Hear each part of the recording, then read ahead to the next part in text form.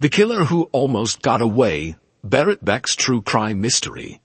The wheels of justice may turn slowly, grinding with deliberate pace, but they turn surely. In this world, those who commit evil may think they've escaped, but sooner or later their actions catch up with them. Some call it karma, others call it divine justice. And in the case of 18-year-old Berit Beck, the truth came knocking 28 years later. In the small Midwestern town of Sturtevant, Wisconsin, life was simple and predictable. Berit Beck was a bright, ambitious young woman who had recently graduated high school and landed her first job. Music was her passion, and she dreamed of making it a central part of her life. But first, she needed to attend a computer seminar in Appleton, a seemingly ordinary trip that would change everything.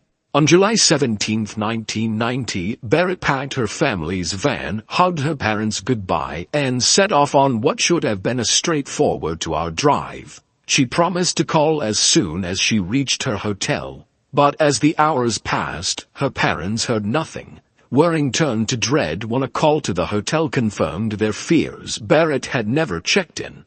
Days turned into weeks. The town of Sturtevant, where everyone knew each other, was shaken to its core. Friends and neighbors shared stories of Berit's kindness and warmth, clinging to hope even as it began to waver. Then, a breakthrough. Her van was discovered in a parking lot near a supermarket. But Berit was nowhere to be found. Inside the van, investigators uncovered disturbing clues: cigarette ashes, though she didn't smoke, torn clothing, and coffee cups from fast food chains she didn't frequent. Each detail painted a chilling picture of a journey interrupted by something far more sinister. The police, grappling with limited resources and growing pressure, pursued every lead. But the more they searched, the more questions surfaced. Who was the stranger in Berit's van? What really happened during those final hours? And why did it take nearly 3 decades to uncover the truth? This is the story of Berit Beck, a young woman whose life was cruelly stolen, a family's enduring grief, and a justice system that refused to let her memory fade. It is also a reminder of the fragility of life and the strength of those left behind to seek justice in her name. Stay with us as we uncover the chilling details, the heartbreaking twists, and the ultimate reckoning that proves no one truly escapes the consequences of their actions. Part 1. The Disappearance.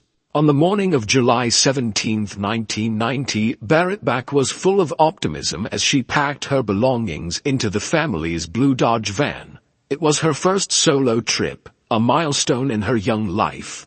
The 18-year-old had recently graduated high school and secured a job at a local company. Her destination was Appleton, Wisconsin, where she would attend a 3-day seminar on computer systems, a step toward the promising future she envisioned. Her parents stood at the door, a mix of pride and apprehension on their faces. Berit promised to call as soon as she arrived at her hotel. The journey was supposed to be straightforward, a 2-hour drive north from their hometown of Sturtevant. But as the hours ticked by, the phone never rang. By evening, worrying had turned to panic. Her parents called the hotel, only to hear the chilling news: Berit had never checked in. Frantic with worrying, her family reached out to friends, co-workers, and anyone who might have seen her that day. No one had. The next morning, July 18th, they contacted the police. Initially, the authorities treated it as a routine missing person case. After all, Berit was an adult, and there was no immediate evidence of foul play.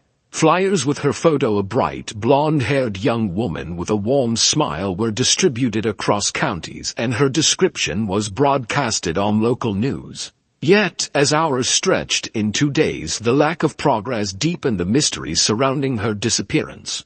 The breakthrough came 2 days later, on July 19th, when her van was found abandoned in the parking lot of a supermarket in Fond du Lac, about 30 miles from her intended destination. At first glance, the vehicle seemed undisturbed. The doors were locked, and nothing appeared obviously out of place. But upon closer inspection, investigators discovered unsettling clues. The driver's seat was pushed too far back for someone of Berit's petite frame, suggesting someone else had driven the van. Cigarette ashes were scattered across the dashboard, though Berit didn't smoke. To disposable coffee cups from different fast food chains McDonald's and Burger King lay discarded inside, raising questions about who else had been in the vehicle. Even more troubling, personal items Berit had packed for her trip, including her dress and shoes, were found inside the van. Her red shirt, the one she had been wearing when she left home, was crumpled on the floor, partially torn. A pair of stockings was discovered tied into a knot, a chilling detail that hinted at a darker narrative. Detectives meticulously documented the scene and began piecing together a timeline of Berit's movements. Surveillance footage from a Walgreens near the supermarket showed Berit purchasing cosmetics around noon on July 17th. She appeared calm, alone, and unaware of any danger. This was the last confirmed sighting of her alive. From that moment onward, her trail went cold. The van's odometer provided another perplexing clue. It showed that nearly 500 miles had been driven since her departure from Sturtevant, a distance far greater than the 30 miles separating her home from Fond du Lac. Someone had driven the van extensively after Berit's disappearance, but the route they took and their purpose remained a mystery. The community rallied to support the Beck family during these agonizing days. Hundreds of volunteers joined search parties, scouring fields, forests, and rural roads near Fond du Lac. Local businesses donated supplies, and a $10,000 reward was offered for information leading to Berit's whereabouts. Despite the collective efforts, no new leads emerged. The silence surrounding her disappearance was deafening. Rumors began to circulate. Some speculated that Berit had been abducted by a stranger, while others wondered if someone she knew might have been involved. The police interviewed her friends, co-workers, and her boyfriend, Kurt, who had seen her briefly on the morning of her trip. Kurt was cooperative, and investigators found no evidence linking him to her disappearance. Yet, with no suspects and little physical evidence, the case seemed to stall. As the days turned into weeks, hope began to wane. Then, on August 22nd, a farmer driving along a rural road near Waupun, about 20 miles from Fond du Lac, noticed something unusual in a ditch. To his horror, he realized it was a human body. The remains were badly decomposed, making visual identification impossible. However, dental records soon confirmed what everyone had feared. It was Berit Beck. The medical examiner's report provided few answers. The advanced state of decomposition made it impossible to determine an exact cause of death. However, the evidence suggested foul play. A piece of fabric from Berit's torn shirt had been tied around her head, covering her eyes like a blindfold. This detail indicated that she had likely been restrained and possibly held captive before her death. The timeline suggested she had been killed shortly after her disappearance and left in the ditch for weeks. The discovery of Berit's body brought heartbreak to her family and the community of Sturtevant. It marked the end of the search for a missing young woman, but it was only the beginning of the quest for justice. Who had taken Berit's life and why? These questions hung heavily over the investigation, and the answers would not come easily. The disappearance and tragic death of Berit Beck shook a quiet community to its core. It was a sobering reminder of how quickly life could change, leaving behind a trail of grief, unanswered questions, and a community determined to uncover the truth. Part 2. The Investigation. The discovery of Berit Beck's van in Fond du Lac just days after her disappearance marked a pivotal moment in the investigation and served as the first major clue in a case that would baffle investigators for years. It tied directly to the urgency and fears described in the early stages of her family's search. Found in the parking lot of a supermarket, the van seemed at first to offer little information. But as investigators delved deeper, it became clear that the vehicle was a silent witness to a terrifying sequence of events. Building on the earlier clues, forensic experts were immediately called in to examine the van, hoping to uncover evidence that could explain what had transpired during Berit's final hours. Inside, They catalogued a series of unsettling details. Cigarette ashes were scattered across the dashboard, an oddity given that Berit didn't smoke. Two disposable coffee cups were also found, one from McDonald's and the other from Burger King. This discovery suggested the presence of another person in the van. Even more troubling, personal items Berit had packed for her trip were left behind. Her dress, stockings tied into a knot, and her red shirt, partially torn, hinted at a struggle or some other sinister event. Detectives meticulously documented the scene, aware that every detail could be significant. The van's odometer indicated that it had traveled nearly 500 miles since leaving Sturtevant, a fact that only deepened the mystery. Where had the van been taken, and what had happened during those miles? The answers were elusive, but the odometer's reading suggested that whoever had taken Berit had not stayed local. From the initial discovery of her van, detectives turned their attention to reconstructing Berit's movements, linking this step to the surveillance footage and witness interviews already gathered during the first days of the investigation. Surveillance footage from a Walgreens showed her purchasing cosmetics on July 17th, around noon. She appeared calm and alone, showing no signs of distress. This was the last confirmed sighting of Berit alive. Investigators traced her route as far as they could, interviewing anyone who might have seen her that day. Unfortunately, no one reported anything unusual. Meanwhile, the Fond du Lac Police Department began fielding tips from the public. Some claims to have seen suspicious individuals near the supermarket parking lot where the van was found. Others reported hearing rumors of a man acting strangely in the area. One tip led investigators to a rural road near Waupun, about 20 miles from Fond du Lac. A witness claimed to have seen a blue van parked there around the time of Berit's disappearance. The area was searched extensively, but no additional evidence was found. Despite these efforts, the investigation struggled to gain traction. One of the key challenges was the lack of forensic technology available in 1990. While fingerprints were found in the van, there was no national database to compare them against. Investigators collected cigarette butts, the coffee cups, and other items for future testing, but at the time, these clues could only be logged and stored, waiting for advancements in technology. The focus of the investigation began to shift toward known offenders in the area. Detectives reviewed records of individuals with histories of violent crimes or vehicle thefts. One name that surfaced early was Craig, a local man with a reputation for stealing cars.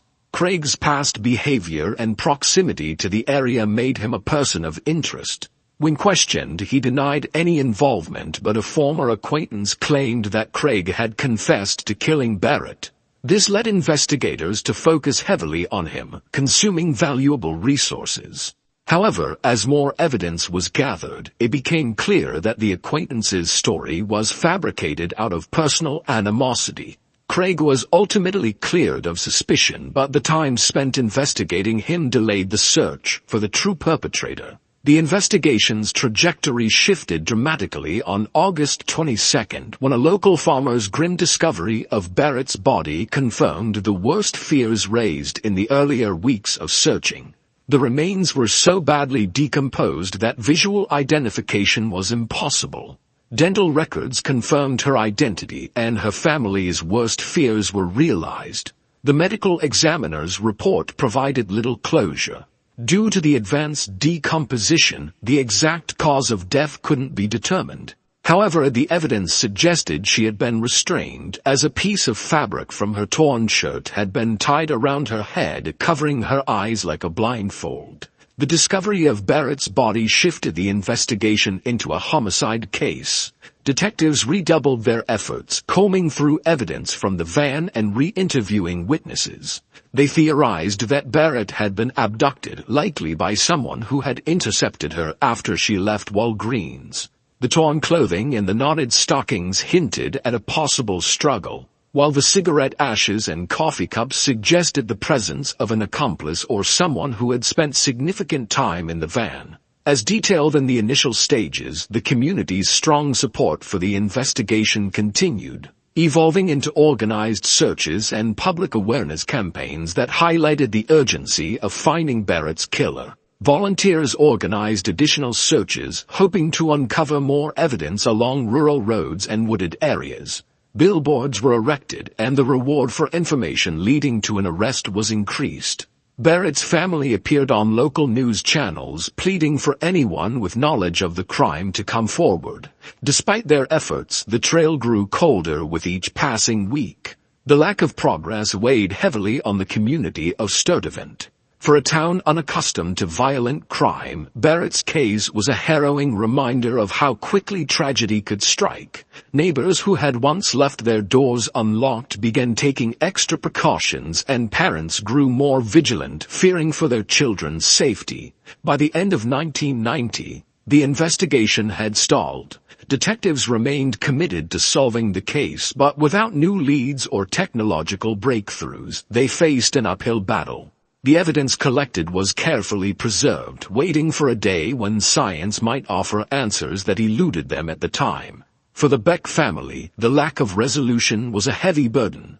They clung to the hope that justice would eventually be served, but the uncertainty of not knowing who had taken their daughter's life was a wound that refused to heal. The investigation into Berit Beck's murder was a test of perseverance for everyone involved.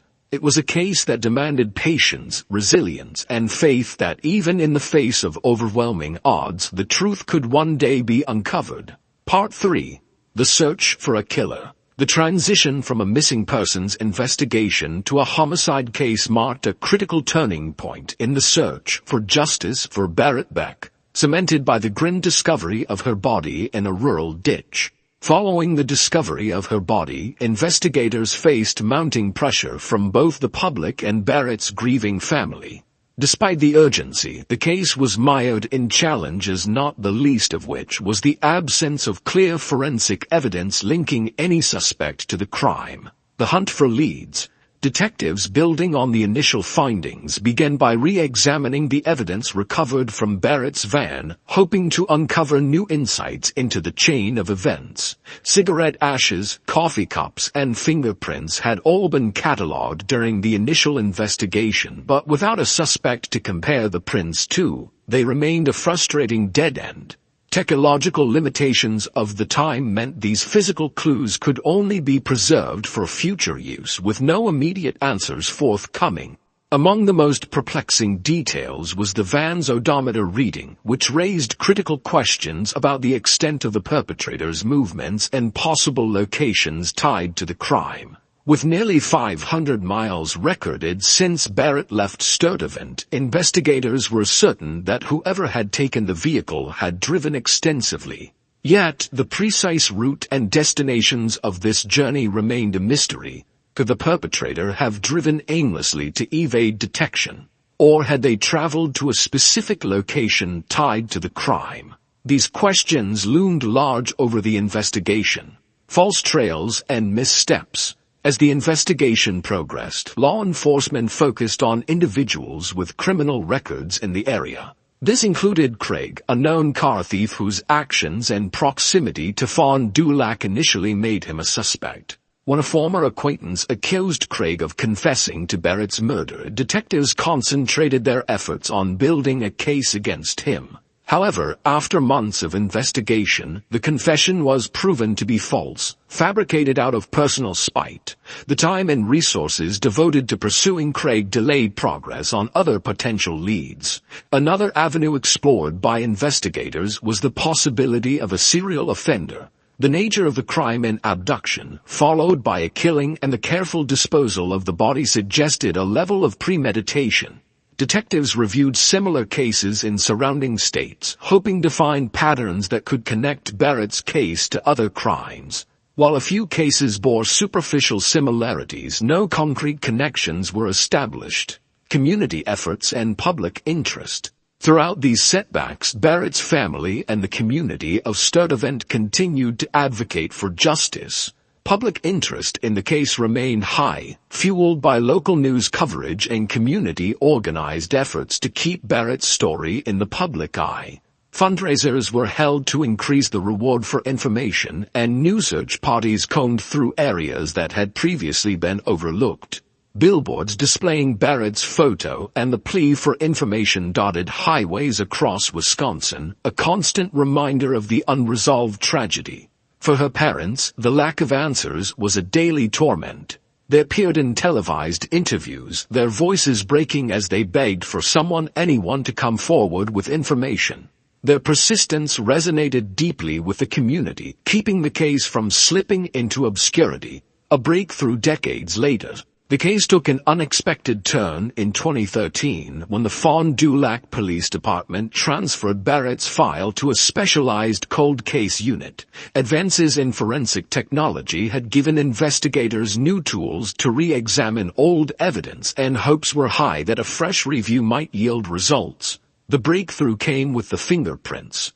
Though logged during the original investigation, the prints from Berit's van had never been digitized and entered into national databases. Once uploaded, the match was almost immediate. Dennis Brantner, a long-haul truck driver with an extensive criminal history, was identified as the source of several fingerprints found in the van. Dennis Brantner, a prime suspect. Dennis Brantner was a familiar figure to law enforcement with a criminal record marked by theft and disturbing patterns of behavior that aligned with the nature of the crime. His record included multiple arrests for theft and breaking into vehicles, but it was his disturbing behavior toward women that alarmed investigators. Brantner had a history of intimidation and control, traits that fit the profile of someone capable of committing such a heinous act. In one particularly chilling incident, he had been accused of breaking into his ex-wife's car and waiting for her with a weapon. When questioned, Brantner denied any connection to Berit Beck or her murder. However, the evidence told a different story. One of his fingerprints was found on a box of cosmetics Berit had purchased shortly before her disappearance. Another was discovered on a coffee cup from Burger King left in the van. These details placed Brantner in Berit's vehicle, a fact he could not plausibly explain. The psychological profile. As investigators delved deeper into Brantner's past, a disturbing picture emerged. Former co-workers described him as volatile with a quick temper and a tendency to hold grudges. He was known for making inappropriate comments about women and often displayed a controlling demeanor. Psychologists who reviewed his behavior noted patterns consistent with predatory tendencies, including a fixation on vulnerable individuals and a willingness to use coercion and intimidation. One particularly unsettling detail was Brantner's possession of a photograph of a blonde woman resembling Berit found in his toolbox years earlier. While this discovery was circumstantial, it added to the growing sense that Brantner was not just a suspect but likely the perpetrator. The arrest and trial. In March 2015, Dennis Brantner was arrested and charged with first-degree murder. The news brought a mix of relief and apprehension to Berit's family. While they were grateful for progress in the case, they knew the road to justice would be long and fraught with challenges. The trial began in the summer of 2016. Prosecutors presented the fingerprint evidence and painted a portrait of Brantner as a manipulative and dangerous individual. The defense countered by emphasizing the lack of direct evidence such as DNA linking Brantner to Berit's death. They argued that while his fingerprints placed him in the van, they did not prove he had committed murder. After weeks of testimony, the jury was unable to reach a unanimous verdict, resulting in a mistrial. For Berit's family, it was a devastating blow. Despite the setback, prosecutors vowed to retry the case, determined to secure a conviction. Lingering questions. Even with Brantner's arrest, critical questions about Berit's case lingered. What happened during those 500 miles? Had Brantner acted alone, or was someone else involved? And why had justice taken so long to catch up? What had happened during those 500 miles recorded on the van's odometer? Was Brantner acting alone, or had he been aided by an accomplice? And why had it taken nearly 3 decades to bring him to justice? The search for Berit Beck's killer was as much a test of endurance as it was of investigative skill. Though the answers came slowly, they served as a testament to the resilience of a family and a community that refused to give up hope. Part 4. A Killer Psychology. As the evidence mounted against Dennis Brantner, investigators and psychologists turned their attention to understanding the mind of the man who had become the prime suspect in Berit Beck's murder. What they found was a disturbing portrait of a man whose psychological profile matched the patterns often seen in predators: a mix of control, manipulation, and unchecked rage. A troubled past. Dennis Brantner's criminal record offered a glimpse into his troubled life, revealing a pattern of opportunism that often escalated into more alarming behaviors. Arrested multiple times for theft and vehicle break-ins, his actions suggested a pattern of opportunism. But it wasn't just his petty crimes that alarmed investigators. Brantner had a history of volatile and abusive behavior, particularly toward women. One incident that stood out involved him breaking into his ex-wife's car and waiting for her with a weapon. This chilling event highlighted his capacity for premeditated violence. Former co-workers painted an unsettling picture of Brantner's character. He was known for his quick temper and a tendency to harbor grudges. Many described him as intimidating, with a knack for making inappropriate comments, particularly about women.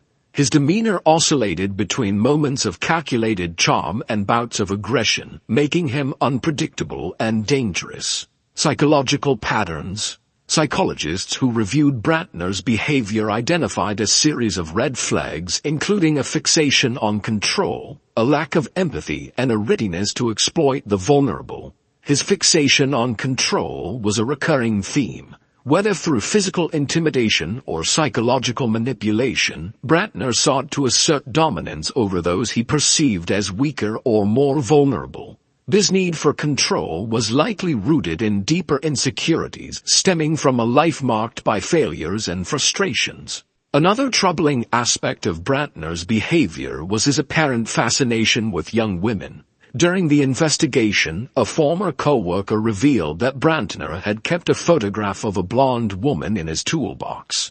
Though the woman in the photo was never definitively identified, the resemblance to Berit Beck was striking.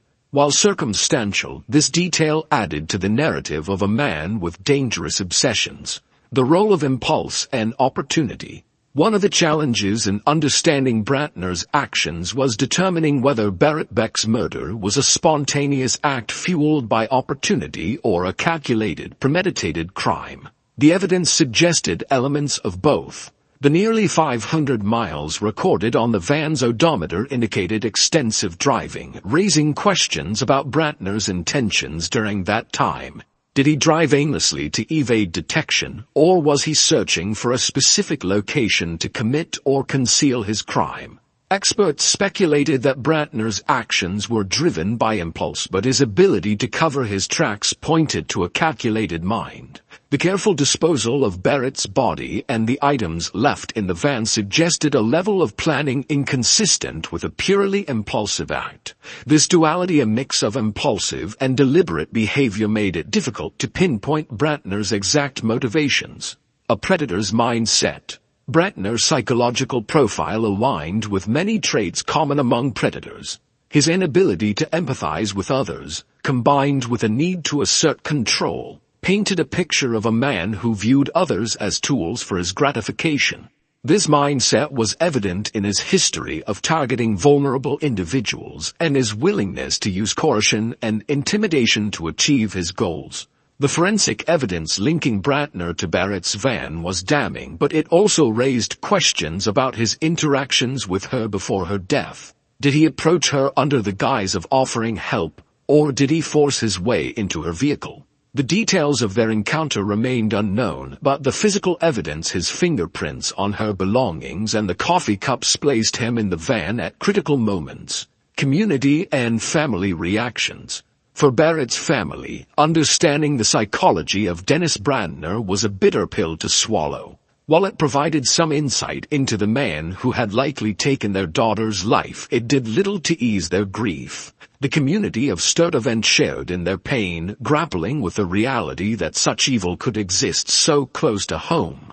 Dennis Brantner is the embodiment of a predator hiding in plain sight, one investigator remarked during an interview. He operated in the shadows, presenting a facade of normalcy while concealing the predatory instincts that ultimately led to the destruction of an innocent life. The psychological analysis of Brantner not only deepened the understanding of his character but also highlighted the importance of vigilance in identifying and addressing red flags in individuals with similar tendencies. For law enforcement and psychologists alike, the case underscored the need for better tools and training to recognize and intervene before such crimes occur. A legacy of questions. While Brantner's arrest and trial brought some answers, it left a host of unresolved questions, including the possibility of other victims and missed opportunities for intervention. What drove him to target Berit Beck? Was this his first crime of this nature, or were there other victims? And could earlier intervention have prevented her tragic death? Understanding the mind of a predator like Dennis Brantner is like walking through a labyrinth, a forensic psychologist noted. You see patterns, but the full picture often remains elusive. Yet, even incomplete insights can help us prevent future tragedies. As the trial loomed, these questions hung heavily over the proceedings, adding to the already immense pressure to secure a conviction and bring a semblance of justice to Berit Beck's memory. Part 5. A Legacy of Justice and Reflection. The conclusion of Dennis Brantner's trial brought a sense of closure to some, but for Berit Beck's family it was far from the resolution they had hoped for. While Brantner's conviction ensured some accountability, the lenient sentence left a bitter aftertaste, a stark reminder of the imperfections in the justice system. For the Beck family, the fight for justice became more than just about Berit. It became a mission to ensure that her story would never be forgotten. The family's resolve. Berit's parents embodied unwavering determination throughout the 28-year journey to seek answers. Guided by an unwavering belief in justice and the enduring value of their daughter's life, they navigated the long and arduous path with both dignity and unrelenting determination. Their resilience reflected the teachings of many philosophies and religions. Justice delayed is not justice denied. In Buddhism, the concept of karma emphasizes that all actions bear consequences, no matter how long it takes. The Beck family's persistence was a testament to this principle, a refusal to let Berit's story fade into obscurity. Similarly, the Christian belief in ultimate redemption and accountability resonated in their journey. Berit's mother once remarked, "We believe that no one escapes justice, whether in this life or the next." Our fight isn't just for Berit, it's for every family still waiting for answers. Their faith and hope served as guiding lights, even in the darkest of times. Twists and turns. The path to justice was riddled with unexpected twists and heartbreaking setbacks, each one testing the family's resolve and underscoring the fragile balance between hope and despair. From the false accusation of Craig, men initially suspected due to a fabricated confession, to the breakthrough decades later when Brantner's fingerprints were finally digitized. The case was a roller coaster of hope and frustration. The loss of key evidence, including Berit's clothing, added another layer of anguish for the family. Yet they pressed on, driven by the belief that the truth would prevail. One of the most heart-wrenching twists came during Brantner's trial. Despite compelling evidence tying him to the crime, the lack of DNA evidence and a clear motive led to a mistrial in 2016. The family's hopes were dashed, but their resolve remained unshaken. "We've waited decades, we can wait longer," Berit's father said at the time, reflecting their steadfast commitment. In 2018, a plea deal offered some measure of justice. Brantner's admission to second-degree manslaughter guaranteed a conviction, but it also meant a shorter sentence. For Berit's family, it was a painful compromise, a reminder of the imperfections in the justice system, but also a testament to their resilience in the face of adversity. A broader legacy. The case of Berit Beck left a profound and lasting impact, sparking systemic changes in forensic practices and inspiring countless acts of community solidarity in Sturtevant and beyond. Her story inspired initiatives to improve forensic technology, including the digitization of evidence and better protocols for preserving critical materials. The community's support throughout the investigation was a powerful example of collective action, reminding everyone of the importance of standing together in the face of tragedy. Berit's parents channeled their grief into advocacy. They partnered with victim support organizations, spoke at conferences, and lobbied for legislative changes to protect other families from enduring similar pain. Their efforts also led to the establishment of the Berit Beck Memorial Scholarship, awarded annually to students with a passion for music. This scholarship ensured that Berit's love for music and her dreams would continue to inspire others. Philosophical reflections on justice. The pursuit of justice in Berit Beck's case transcended the courtroom, becoming a profound moral and philosophical journey that inspired reflections on perseverance, duty, and the enduring power of truth. Across religious and philosophical traditions, a common thread emerges: the inevitability of truth and the ultimate triumph of good over evil, a belief that resonated deeply in the Beck family's pursuit of justice. In Hinduism, the concept of dharma underscores the moral duty to uphold righteousness, even in the face of overwhelming challenges. For the Beck family, their unwavering commitment to justice reflected this duty, serving as a beacon of hope for others. The case also highlighted the Stoic principle of perseverance. Marcus Aurelius once wrote, "You have power over your mind, not outside events. Realize this, and you will find strength." The Becks embodied this philosophy, choosing to focus on what they could control: their advocacy, their persistence, and their love for Berit. Their story reminds us that while the pursuit of justice may be fraught with obstacles, the act of striving itself is a victory, an enduring symbol. Berit Beck's story transcends the boundaries of loss and tragedy, standing as a testament to the enduring strength of the human spirit and the relentless pursuit of justice. Her family's fight for justice has left an indelible mark on their community and serves as a symbol of hope for countless others. While the answers they received were incomplete and the justice they achieved was imperfect, their journey stands as a powerful reminder that truth and resilience can illuminate even the darkest paths. In the words of Berit's mother, justice is not solely about mourning what we've lost, but cherishing and preserving the light that continues to shine through the lives Berit's story has touched.